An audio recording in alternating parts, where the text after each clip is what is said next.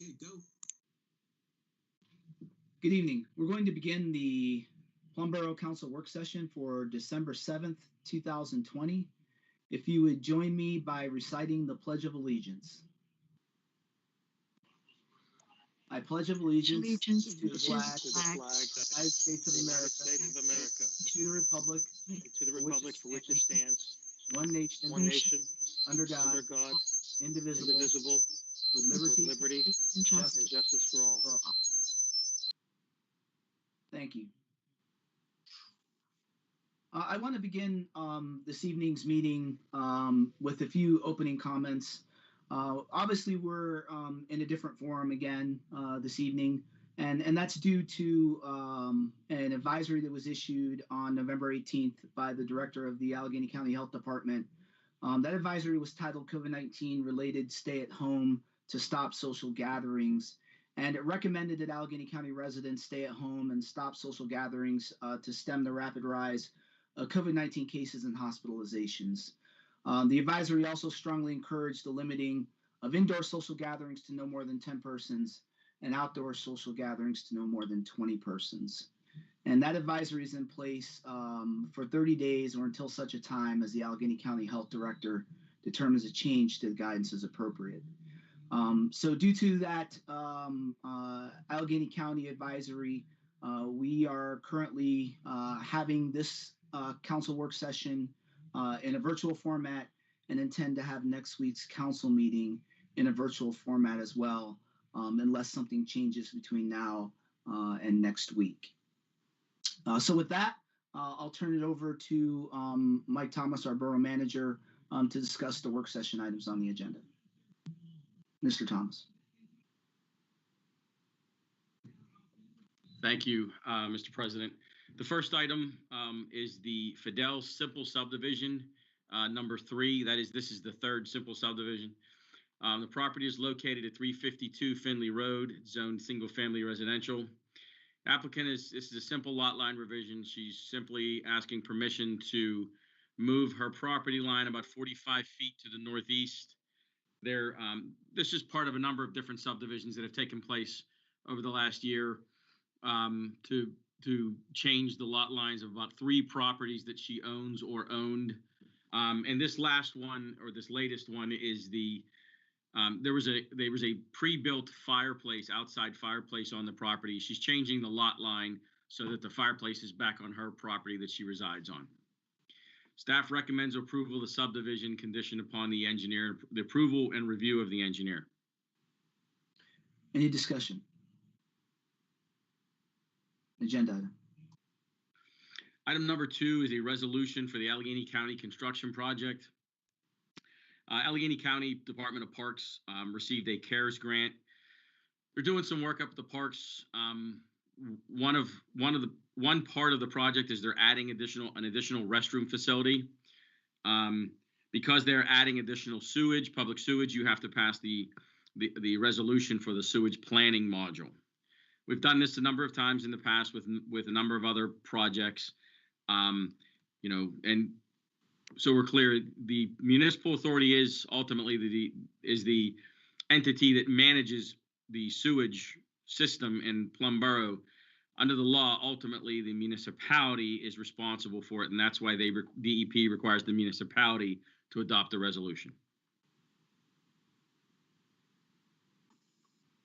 Any discussion? No. Okay, item number 3 is an executive session item that will be discussed later. Item number 4, again, just very briefly, I do this every year, multiple times. Just a reminder again that the boards and commission appointments that will expire at the end of this year, there will be we have a few vacancies, I believe on the library board, and then we will have some board and commission appointments that will be terminating at the end of the year because their term is up. Every year we also send out letters to each one of those individuals whose term will end on December 31st. And we ask them if they're interested in serving again. That does not guarantee them that they will be reappointed, but we do provide all that information to council in the January agenda packet. And just prior to that too, we will also advertise the openings on the boards. Again, there's no action. This doesn't need to be an agenda item for next week. It will be an agenda item for January. Item number 5 is an executive session item to discuss a potential labor agreement. Item number 6 is the appointment of a member to the Stormwater Task Force. In your packets, you have an application via jot form from Mr. Terry Seifers. He's applied to replace the position left open on the board. And I know that members of the board have discussed their preference about Mr. Seifers, so that would be an agenda item for next week if you so choose, and then obviously make the motion if you so choose to appoint Mr. Seifers. Any discussion? Agenda item. Item number 7 is executive session item to discuss an agreement with the Fire Chief Association. Item number 8 is the 2021 Vision Financial Group lease resolution. As you know, we lease all of our capital equipment, police cars, dump trucks, excavators. Well, we lease to own them. So there's a dollar buyout at the end of the lease. We essentially are able to finance these purchases at very, very low interest rates. Every year, the funding agent for this, which is all done through Standard Bank, our bank, but Vision Financial Group is a group that specializes in government leases and government lease purchases. They ask us to authorize the upcoming year's lease agreements each year via resolution that's attached in your agenda packet. We've done this every year for the last, 7-10 years.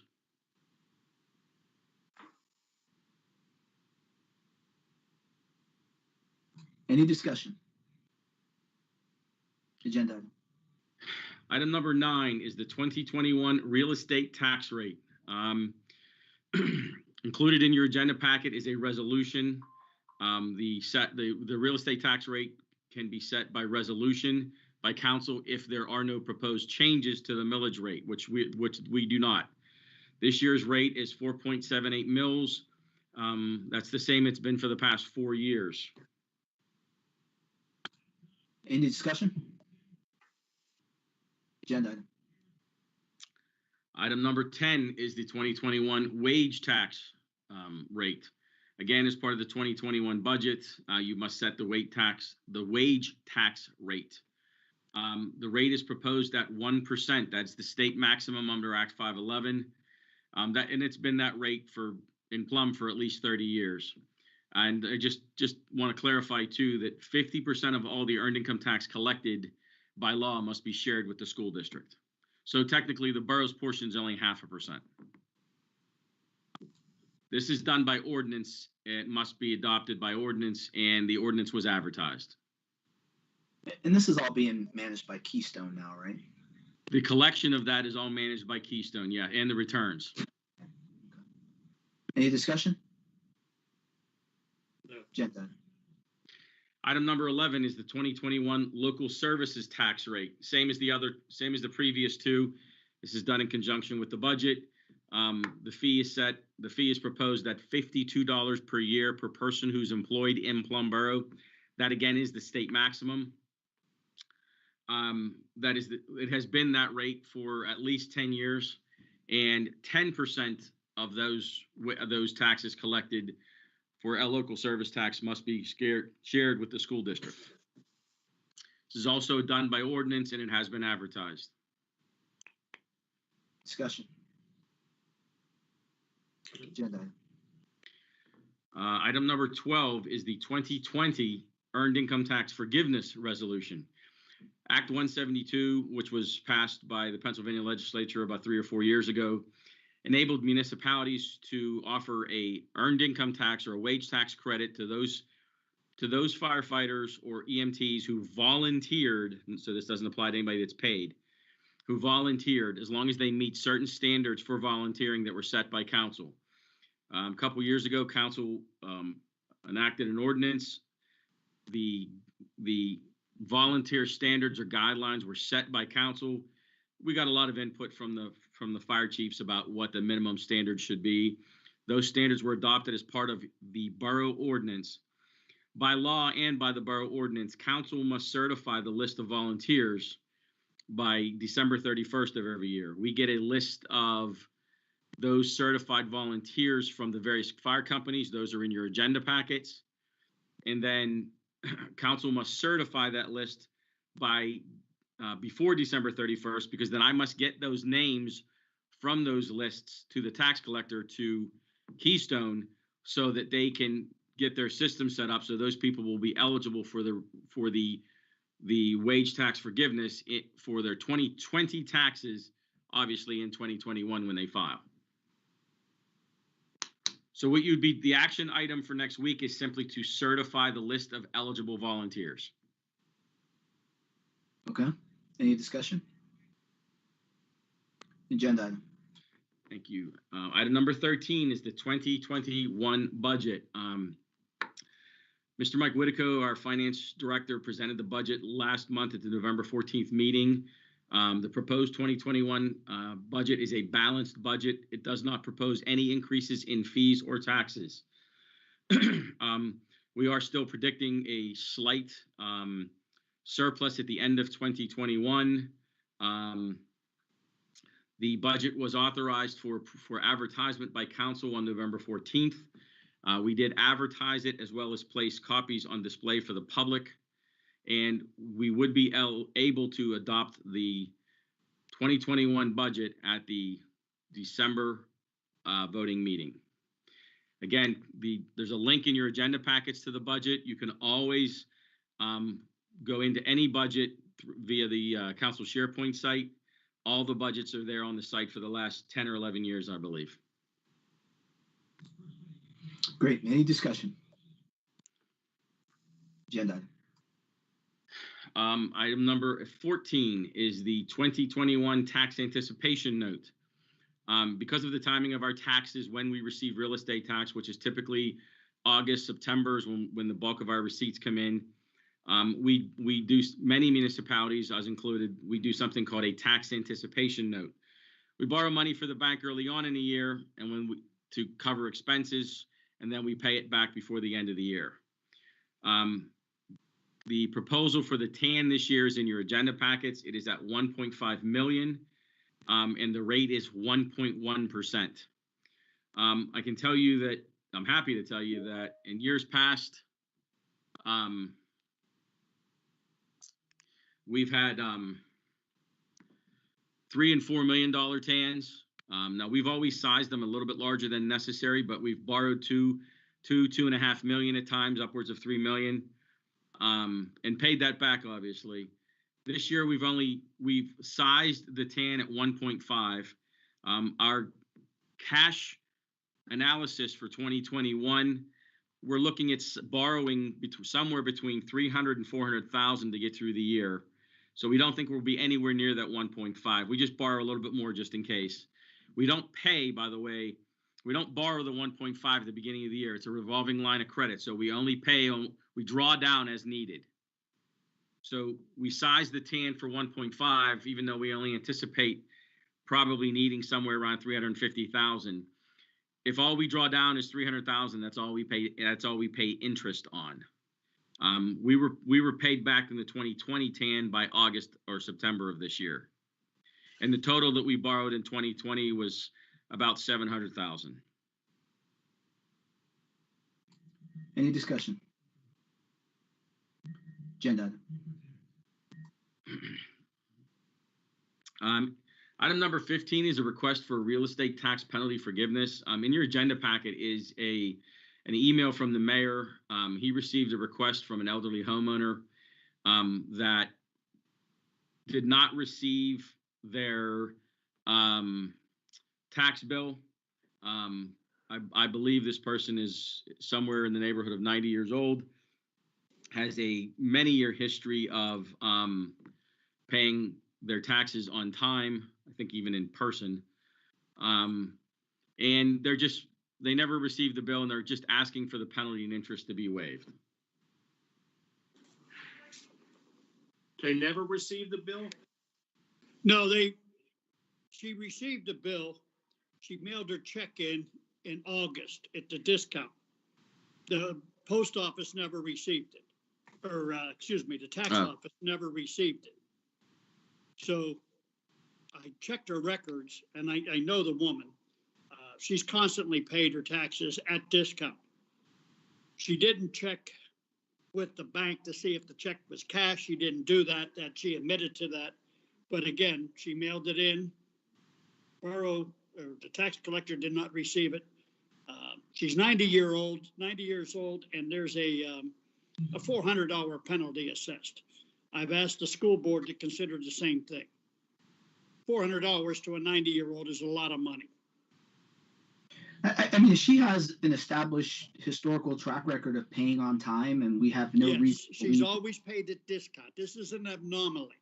Yeah. If it was not an anomaly, I would not have put it on, asked to have it put on the agenda for you guys to take a look at it. I would have done nothing. But it is an anomaly on her part. Yeah, as long as we have no reason to believe she's being disingenuous, then I certainly don't have an issue with it. Thank you. She's not being disingenuous. I've met the woman a couple times. As I said, she's 90 years old, lost her husband. $400 is a lot of money. Yeah, I agree with that, Harry. But did she go ahead and render a new check for the taxes she owed, or what's that status? Well, the reason she found out that she did not pay her taxes was she got a delinquent letter from Lisa saying she had not. That's the first. And she said, I should have checked with the bank to see if the check was cash. She didn't do that. Yeah. But so the penalty, Lisa does not have the authority to waive a penalty. She has to, by law, apply the penalty. The only ones that can waive it are the taxing districts, borough and school. Well, I'd obviously be willing to waive the penalty, but she needs to get her taxes paid. She's kind of waiting. She's willing to pay the face amount, not the discount. She'll pay the face amount. Seems reasonable to me. Yeah, it seems reasonable. I agree. Yeah, it definitely seems reasonable. Something we should do. Thank you, guys. Any other discussion? Agenda item. Okay, moving on to item number 16. The awarding the bids for the new borough building. The bids are due December 15th. Note that is the day after our scheduled meeting next week. Obviously, we can't award the bid on the 14th. Originally, the bids were to be due on the 8th. And so we thought we would have plenty of time to go through the bids and have council make an award on the 14th. However, due to COVID increases, the holiday, Thanksgiving holiday, all those things, a lot of the contractors asked for an additional week. Mr. Odom and I talked about it, and we thought it was reasonable. So the bids were extended to December 15th. That presents a problem for us to award the bid. So we have two choices. We hold the meeting as planned on the 14th and then have a second special meeting after the 14th to award the bid for the council for the borough building, or we just move the meeting on the 14th to the 16th or the 17th. It's a virtual meeting anyway, so we wanted to get your feedback on that. And just so we're clear too, I will have the bids back on the 15th. I believe it's 2 o'clock they're due. It's a virtual bid. It's all done online. And I should have the bid results very shortly after 2 o'clock. We'll send them all to council as soon as I have something to share with you. And we will have a recommendation for council to award the contract. But we need to talk about a date for when you guys would prefer to do this. My suggestion or recommendation would be not to have two meetings, not to do the 14th and the 16th or the 17th, but let's just move everything to the 16th or 17th. We would obviously have to advertise the 16th to the 17th meeting, and I only need 24 hours to advertise the meeting, so we're fine. I'm good with moving it to the 16th or 17th. I am as I'm well. good either day. I wasn't going to be able to make it to the 5th or the Monday meeting, so moving it to Wednesday, I'll be able to make it. Is there a preference for Wednesday or Thursday? Dave, you're muted. Either one is good for me. Yeah, thanks, Mike. I don't have a preference, the 16th or the 17th. The only thing I want to make sure is that you get the bids on the 15th, that you have enough time to review and prepare everything for us to make a decision that evening on the 16th, or I don't know if you need the additional time. I mean, you know this certainly better, but My preference, my recommendation would be for the 17th. That way, if there are any issues, that gives me an extra day to get through them.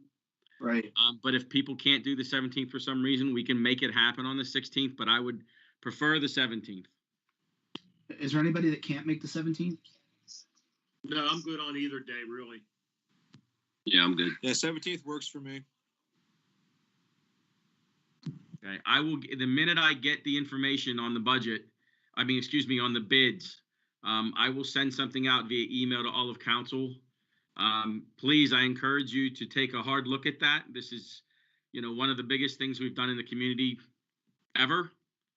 And please, if you have any questions or if anything doesn't look right, please call me or email me. I want to make sure you're very comfortable with this. Like I said, this is probably the biggest thing many of us will do in our, at least for me in my career here, and many as you guys as officials on the board. So please put in the time to understand the bids and read the bids. And if you have any questions at all, if I can't answer it, I will get you an answer.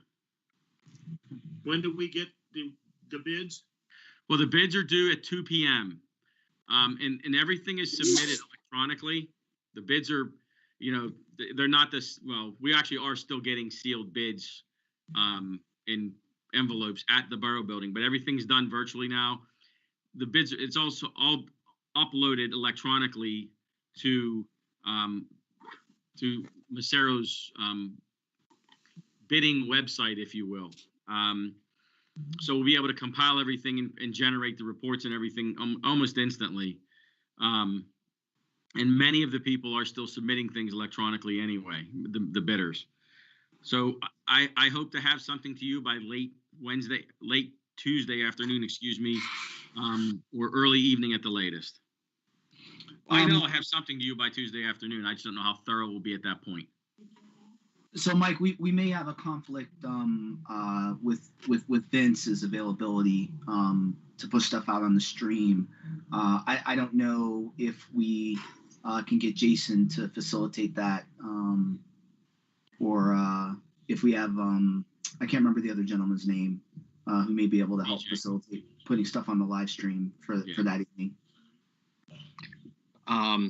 If it ends, I'm sorry, this is Jason, by the way. I just wanted to add something. If we do need to, if Vince is unable to attend, I don't have the equipment to do a live YouTube stream. And I think we would need PJ to do the Channel 19, correct, Mike? I believe so, yes. Okay. But as long as we get it on Channel 19. Happen. Yeah, okay.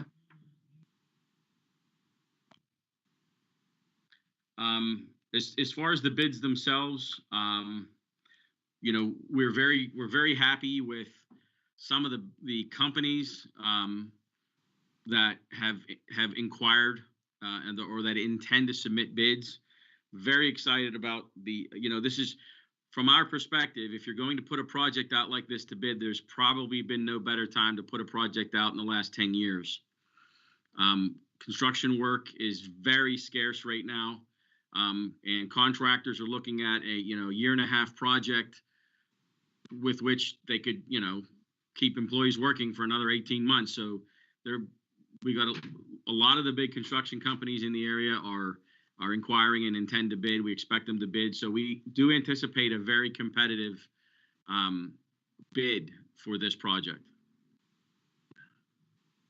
Hey, Mike, could you put together some kind of not the whole letter for the bid, the bid itself that went out, but could you put together like a synopsis of it so we'd have something to compare the bids that we're looking at to? Yeah, when you get the bid tabs, you'll have that all done by Macero. They'll be Okay, putting that whole thing together. okay, terrific, thank you.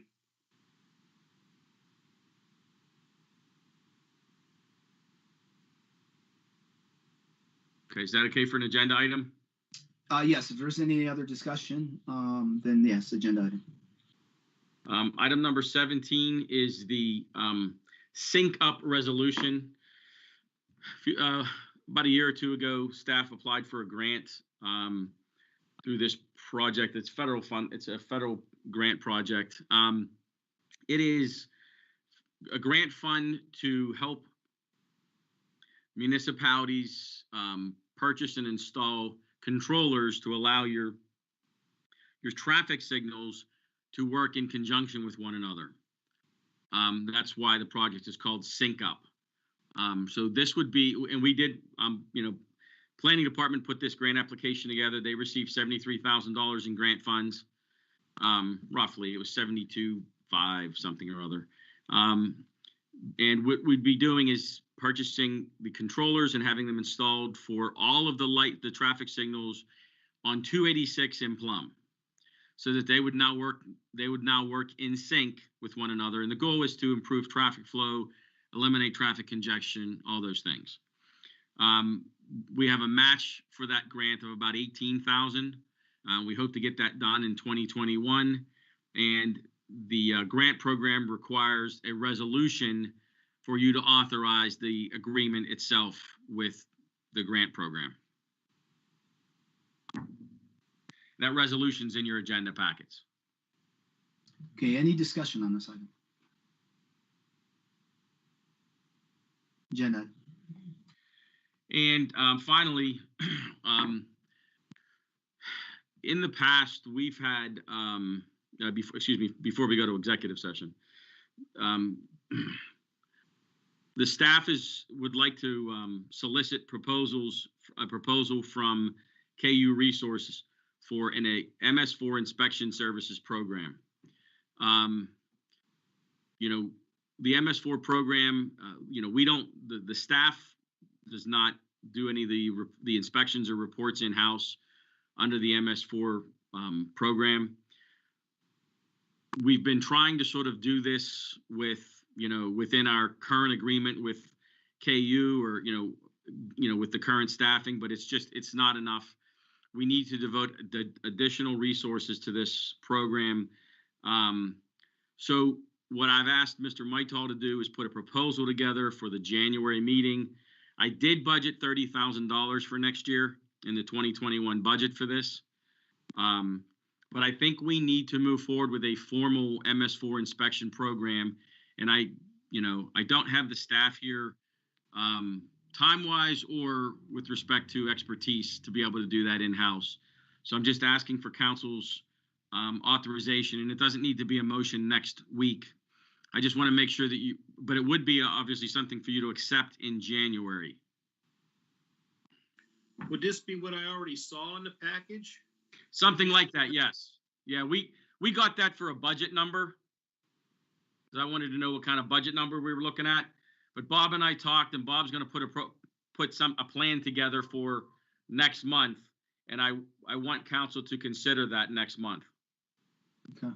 Did Bob have anything additional to add? I know he's on, so. If you're talking, Bob, you're on mute. There you go. Okay. Yeah, Mike and I have discussed this, and we need to sit down and put the particulars in writing so both the borough and us understand what it is we're charged with and what we're supposed to be doing. Okay. It's more important. We know what we're doing. It's more important that the borough knows what we're doing. Right. Yeah.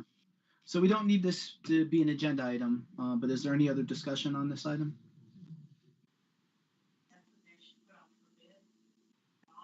Okay. Thank you.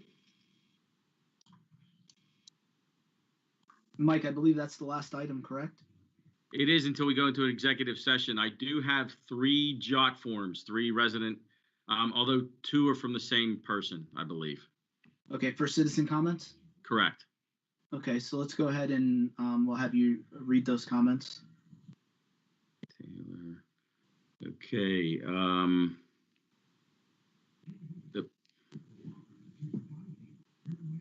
The first one I received this afternoon, a woman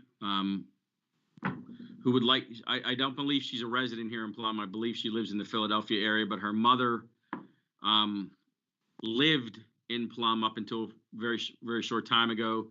And she would like to, I would like to lodge a formal complaint against the Plum Boro Municipal Authority. I have previously been in contact with Mayor Schlegel. This pertains to an issue around the dye test for a home sale. And then she did lodge a formal complaint. I have the document that she attached to the jot form that I can share with council. The second and third item are both from the same individual, Mr. Don Taylor. Mr. Taylor is hoping to open a business in the Unity Plaza. His business address, his business name is Bike on Wines. It's a specialty wine store and winery. He's having issues with his site development. I would like to discuss the proposal of the addition of Bike on Wines to Unity Plaza. That's his public comment. And then on his second one, his public comment is, I'm just reading it here. You want a drawing of a parking lot that's thousands on Joe Pivick. Here is my issue. He needs an engineer and a full survey. You want drawing of parking lot. That's thousands on Joe Pivick, the owner. Then the parking lot isn't ADA compliant. Also on Joe, he needs to redo ramps and other issues. That's tens of thousands. That's to get me an $850 a month tenant, or he can exist as is and tell me no. None of this can happen until spring at the earliest. They can't replace the lot in January. I'm stuck. I need to know if I can get a temporary occupancy permit so I can start the Allegheny County Health Department food and plumbing inspections. I need the occupancy to submit with my drawings, occupancy permit. The parking lot is not ADA compliant. I'm sorry, that's a replication of the previous comment. I'm stuck. I need to know if I can get a temporary occupancy permit. I also need to know if Joe's parking lot is going to be an issue if I get him to invest the money in the engineers. That's a whole lot of additional expense, and I don't think he's going to go for it. I need to know what the borough thinks. Somebody who knows to come look and give me an assessment. That's end of comment. Okay, so has this individual, this gentleman, been in touch with anybody from borough staff outside of this particular jot form that was submitted? Yes, he's met with me on at least 2 occasions. He's met with the planning staff on a number of occasions. I believe he's also spoken with the mayor on at least 1, if not more than 1 occasion. He's also spoken with me a few times as well. So the problem is a UCC issue. It's the state Uniform Construction Code. It requires certain things for us to be able to issue a commercial occupancy permit. We cannot waive these things. We've explained to them what they need to do. They just have not done it. And when I say they, I'm trying not to be accusatory towards any one individual. Right, understood. Well, I think obviously we would welcome the business in Plum Boro, but there again, obviously we need to do what's the law in the borough, bring it up to the borough code. So if Mr. Zabosley, and I know him and I have talked about this particular issue, thinks that it needs to be done correctly, there is no way around that. I don't know whose actual problem it is. It sounds like a combination of problems. And I understand the gentleman wants to, lease the spot for Mr. Pivick. The discussion here needs to be done between him and Mr. Pivick, I think. And then we can, once we get some kind of decision or even the drawings we need from Mr. Pivick, we can move forward on this application, I believe. Right, Dave? Yes. Staff had met with Mr. Taylor, I want to say sometime this past summer.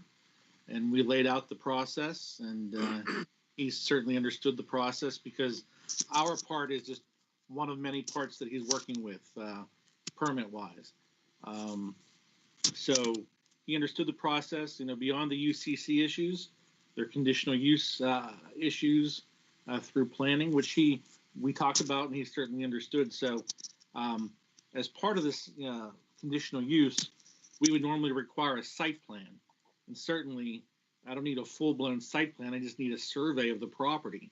And the survey that was submitted with the application was from 1960, which certainly wasn't reflective of the existing conditions.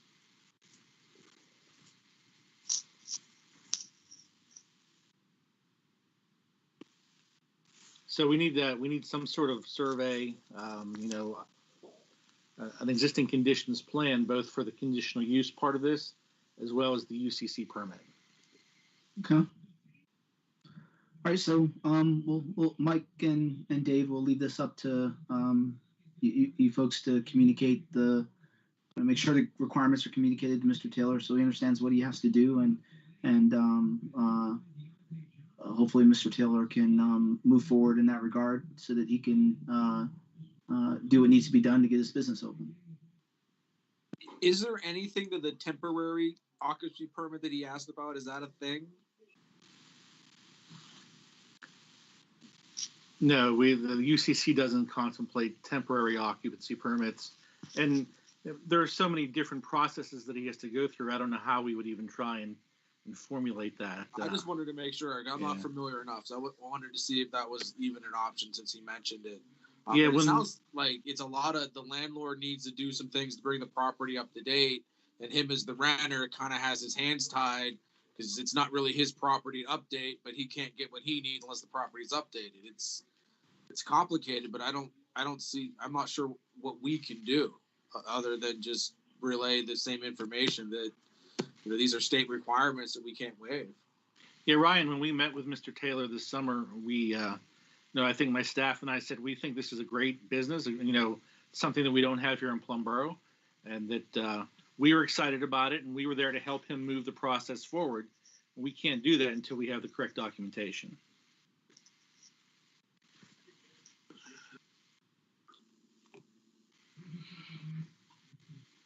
Okay. Any other citizen comments? Did we receive any others, Mr. Thomas?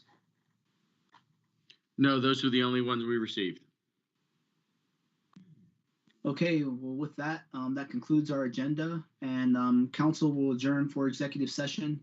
If Mr.